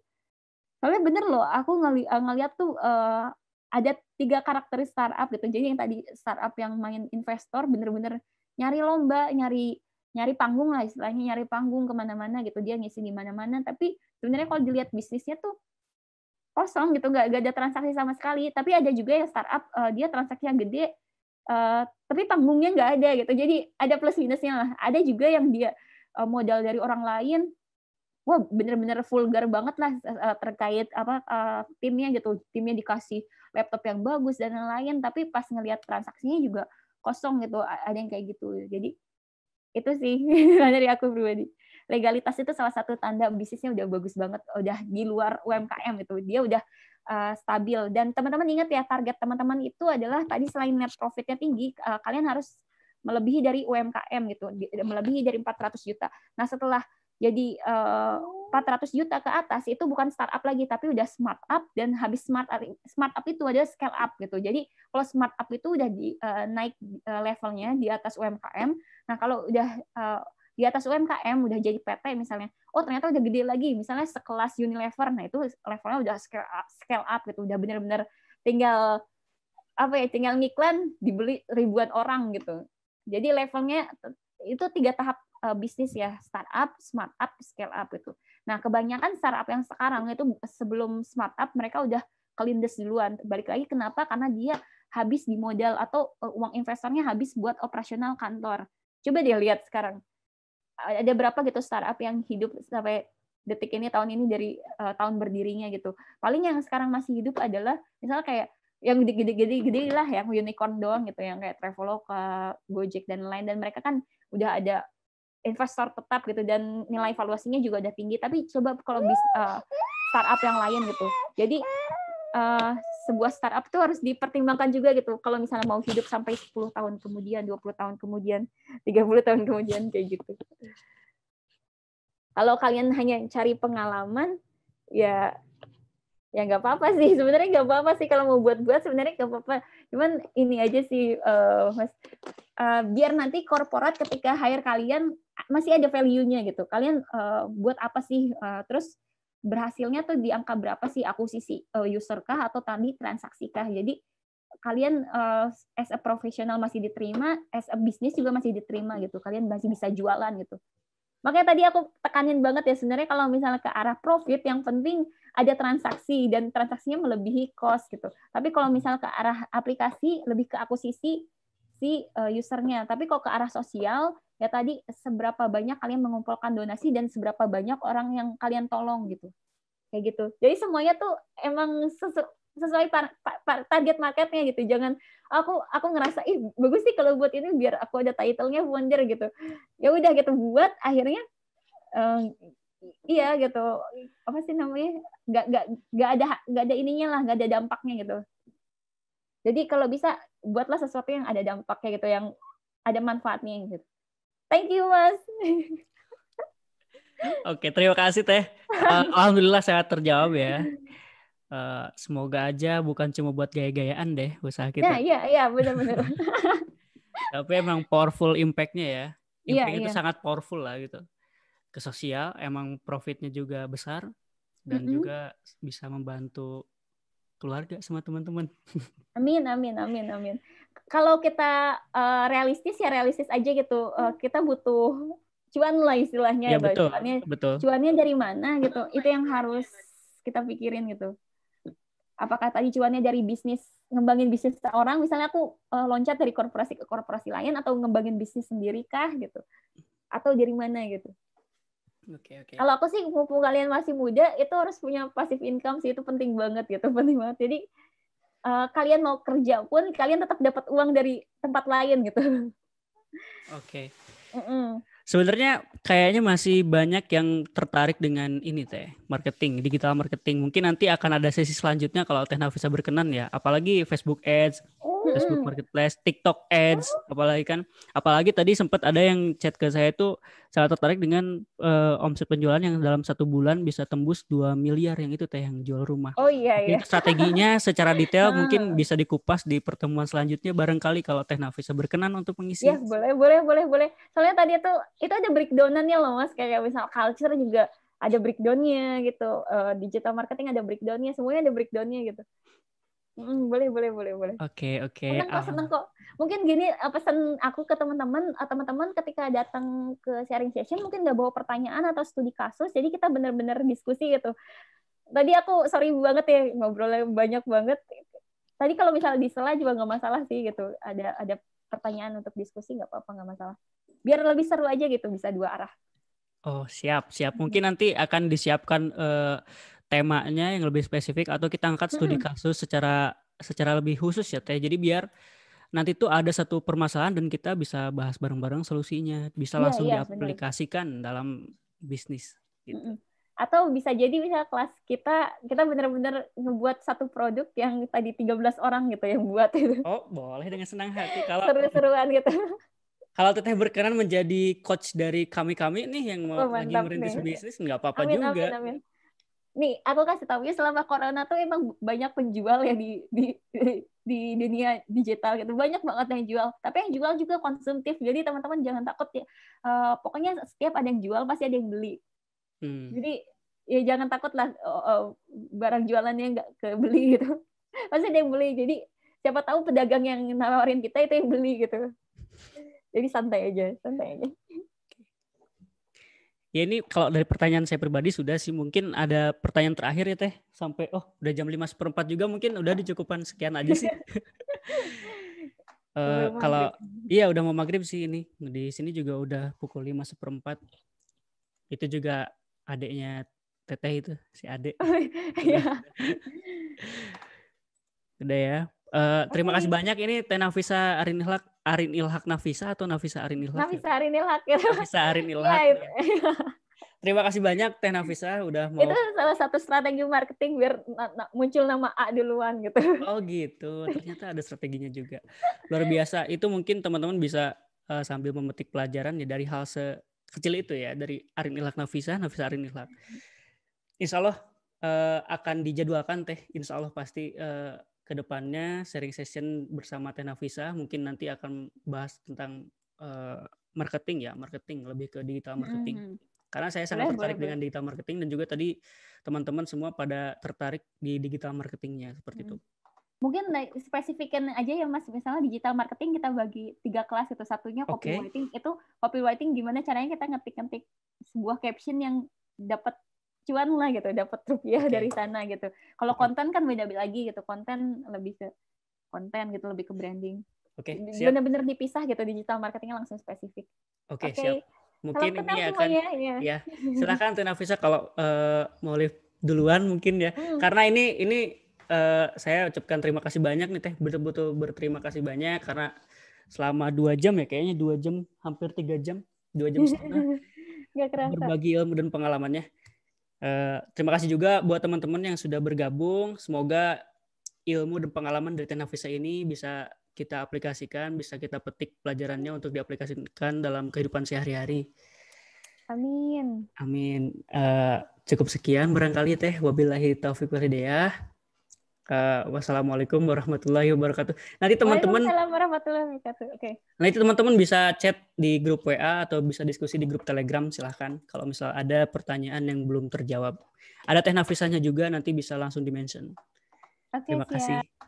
Saya Livia, thank you semuanya. Makasih Kak Nafisa, mantap. Thank you, hey, good luck semuanya, good luck bisa lah. Okay. Cuannya banyak ya, jangan boncos. Amin, amin. Itu pesan terakhirnya. Ya. Siap. Assalamualaikum. Waalaikumsalam warahmatullahi wabarakatuh.